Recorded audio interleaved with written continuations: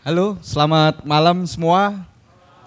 Wah, hari yang luar biasa bahwa kita hari ini bisa bertemu dengan teman-teman semua dalam sebuah acara yang luar biasa. Eh, kita akan bicara mengenai bagaimana impact yang bisa kita ciptakan dari sebuah hobi yang kemudian akhirnya bisa menghasilkan sesuatu yang bermanfaat. Ya, jadi saya mau cerita sedikit bahwa saya mengawali memotret mainan itu sekitar tahun 2005, 2006 lah ya. Saya mengawali memotret mainan dan akhirnya bisa berkolaborasi dan berpameran ke beberapa negara di dunia. Itu sebuah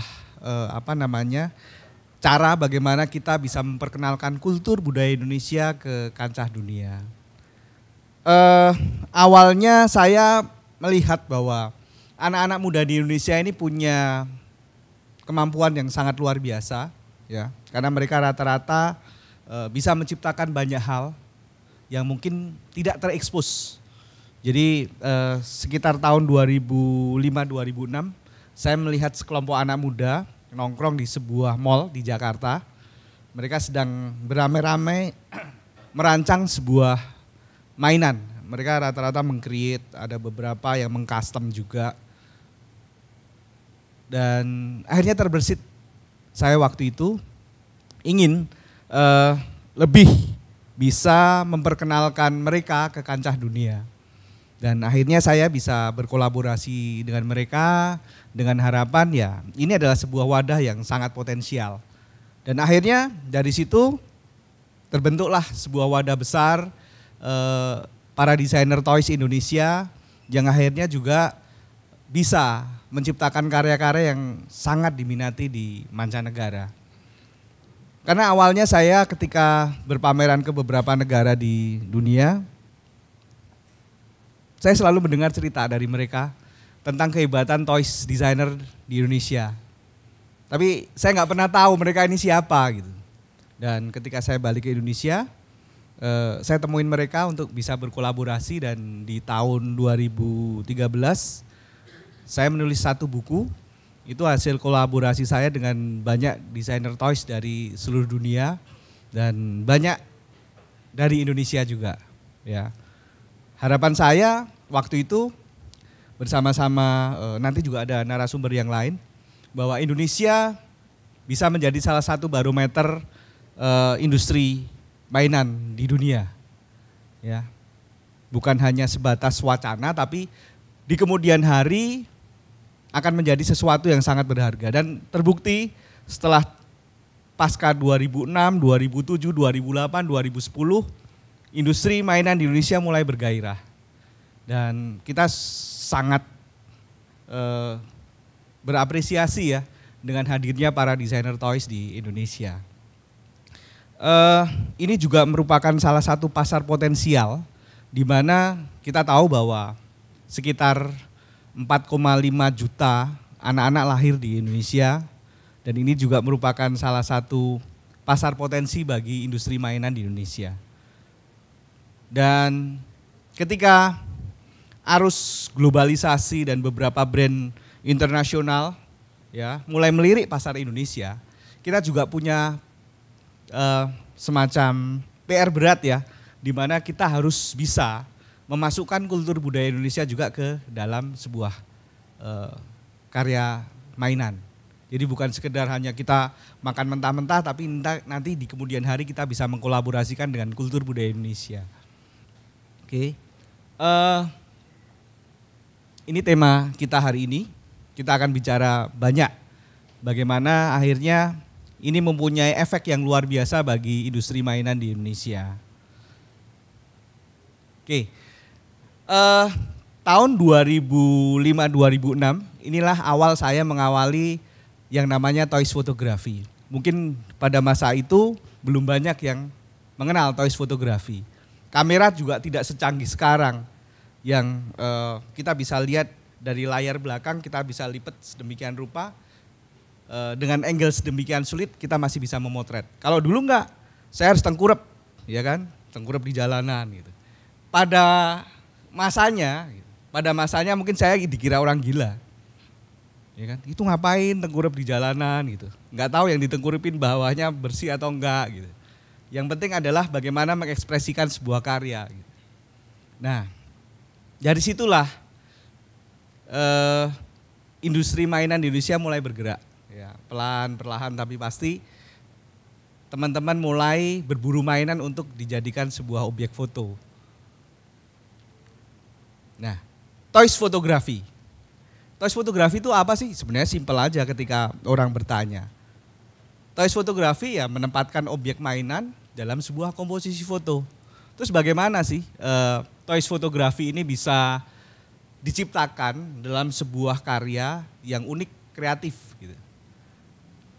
Kita masih ingat ketika masih anak-anak, papa mama, bapak ibu kita membelikan mainan berupa mobil-mobilan. Masih ingat ya ketika kita dikasih mobil-mobilan. Ekspresi apa sih yang muncul ketika mainan itu sampai ke tangan kita? Pasti otomatis kita memainkan mobil-mobilan dan ditransformasi ke otak sampai ke mulut. Ekspresinya adalah kita menirukan suara mobil-mobilan. Bem bem bem bem bem bem. Itu adalah inspirasi polos dari sudut pandang anak-anak yang bebas tanpa batas. Ya, masih ingat kan? Kadang-kadang juga ada yang iseng loh. Ketika ada mainan mobil-mobilan, ngintip di dalam mobil ada apa sih gitu. Mungkin kita berpikir ada pedagang asongannya, ada sopirnya gitu kan. Ya nggak ada gitu. Tapi itulah, ini adalah sudut pandang inspirasi polos anak-anak. Kemudian ketika kita diberikan mainan berupa keping tentara plastik, masih ingat juga kan? Apa yang terjadi? Kita juga menirukan suara rentetan senapan, bom, ya. Kita perang gitu. Kadang-kadang ditabrak-tabrakin nggak jelas gitu. Tapi itulah adalah inspirasi polos anak-anak yang bebas tanpa batas. Jadi toys fotografi akhirnya bisa menjadikan ekspresi bagi anak-anak. Nah, sekarang ternyata bukan cuma anak-anak. Banyak orang tua ya yang juga ikut-ikutan main, bahkan mengkoleksi mainan. Memotret mainan, mengkoleksi mainan, itu adalah proses bagaimana akhirnya mainan bisa diterima oleh semua kalangan. Dan yang lebih hebatnya lagi, beberapa teman saya ketika pamit sama istrinya di rumah, "Mah, aku mau hunting," gitu. "Hunting kemana, Pak?" "Ada," gitu. Ketika ngomong saya mau hunting model, tentu akan beda ketika pamitnya motret mainan.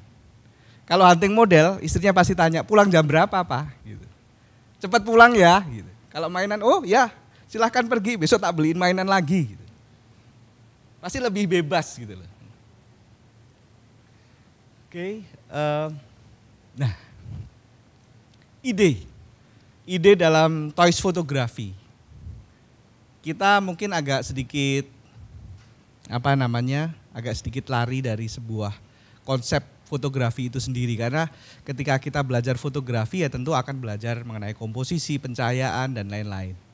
Terus apa aja sih dalam toys fotografi?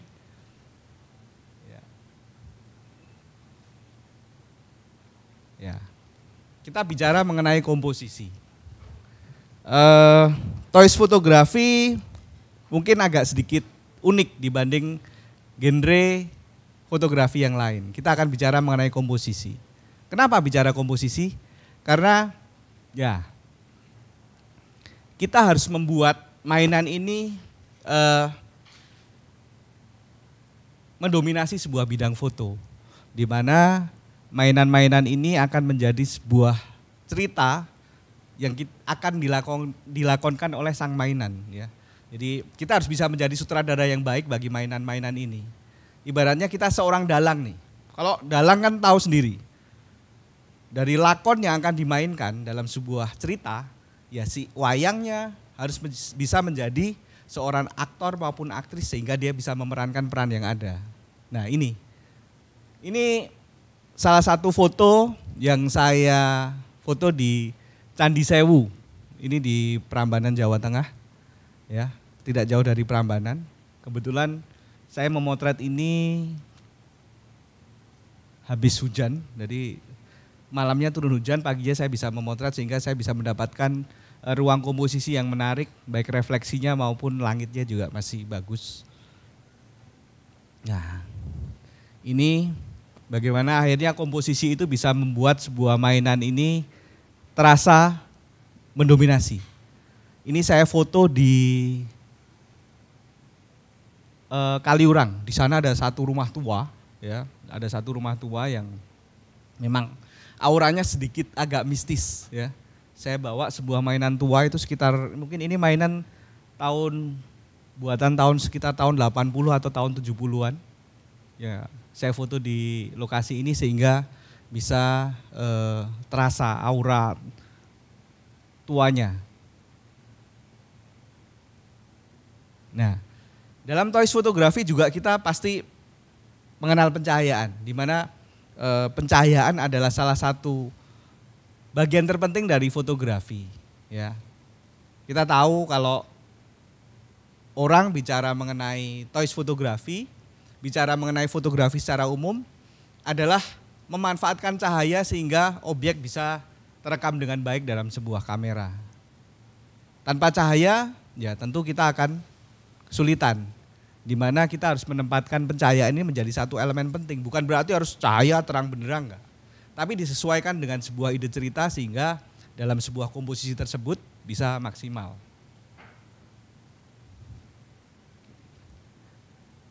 Nah, ini pencahayaan alami, ini saya foto di sebuah tempat di parkiran. Ini di sebuah mall pagi hari karena kebetulan masih sepi ya, tapi pencahayaannya sudah ada cukup bagus. Nah, ini dinosaurus. Ini saya bawa di Pulau Komodo. Ini pencahayaannya sore. Ini di Pulau Padar di Pulau Komodo. Saya ingin bahwa si T-Rex ini bisa memerankan peran yang ada ya di sebuah lokasi yang sosok Komodo juga bisa kita dapatkan di sekitar lokasi ini. Nah, dalam toys fotografi ada satu hal yang paling penting yaitu seni peran. Kita tidak bisa mengabaikan satu hal ini karena mainan-mainan ini harus kita buat sedemikian rupa supaya mereka bisa memerankan peran yang ada. Ya, seperti contoh ini tentara plastik. Harganya nggak lebih dari 10.000 yang saya dapatkan di pasar. Ya, mainan ini sangat mudah didapatkan. Saya hanya menambahkan properti berupa rel dan kereta api di belakangnya, gerbong kereta api yang di belakangnya, supaya lebih terkesan dramatisnya sebuah perang. Ya. Ini justru sangat sederhana sekali. Ini tidak beli, ngerangkai sendiri. Ini dari Paper Toys. Ini saya foto di pinggir pantai di Pantai Siung. Ini ada di Yogyakarta. Ya, kebetulan cahayanya juga pas bagus waktu itu. Nah, meminta mainan untuk berpose jelas tidak mungkin, ya, tidak mungkin. Nah, jadi membuat mainan berpose seperti makhluk hidup itu adalah tugas kita. Bagaimana kita bisa mencari angle yang pas, ya kan? Terus kemudian kita bisa mendapatkan sudut pandang yang maksimal, itu adalah tugas kita sebagai seorang fotografer toys. Karena kalau biasanya kalau teman-teman yang bergelut di fotografi wedding atau model atau yang lain, setelah banyak berlatih memotret mainan, mereka akan lebih mudah mengimplementasikan ide ceritanya ketika bertemu dengan model. Tentu akan lebih mudah, kalau motret mainan kan agak susah. Disuruh ngangkat kaki aja susah. Nah, ketika ketemu model, Mbak angkat dikit gitu, mudah kan. Ini saya foto di depan keraton Jogja. Ini couple, couple-nya orang Jawa kan gini, pakai belangkon keris, terus kemudian pakai kebaya gitu, lurik. Ya ini, kita adalah sutradara dan mainan adalah aktor maupun aktrisnya. Kita harus bisa membuat mereka bisa memerankan peran yang ada. Itu adalah tugas seorang toys photographer. Sama kayak kita seorang sutradara ataupun dalang ketika harus menampilkan sebuah ide cerita dalam sebuah cerita pewayangan misalnya. Ini ya, toys fotografi juga bisa dilakukan di bawah air. Ini saya foto di bawah air. Ini di Umbul Ponggok, ini letaknya di Klaten, Jawa Tengah. Saya menambahkan properti karena kebetulan saya nemu mainan kodok kecil, saya tempelkan. Ini mainan ini tidak lebih dari 25 cm ya tingginya. Saya foto di bawah air. Ya agak harus bisa mengatur nafas sedikit karena harus turun ke air. Ini tingginya sekitar 2,5 sampai 3 meter ya kedalamannya. Nah, ini kurang lebih saya karena waktu juga tidak terlalu panjang, tapi harus kita kemas demikian rupa dalam sebuah penyampaian. Mudah-mudahan ini juga bermanfaat. Barangkali nanti teman-teman semua akan bertanya atau sedikit berdiskusi tentang apa sih toys fotografi dan kemudian peluangnya ke depan seperti apa. Mungkin seperti itu dan mungkin itu yang bisa saya sampaikan. Nanti masih ada beberapa narasumber yang akan menyampaikan banyak hal tentang industri pop culture di Indonesia. Buka aja Bukalapak.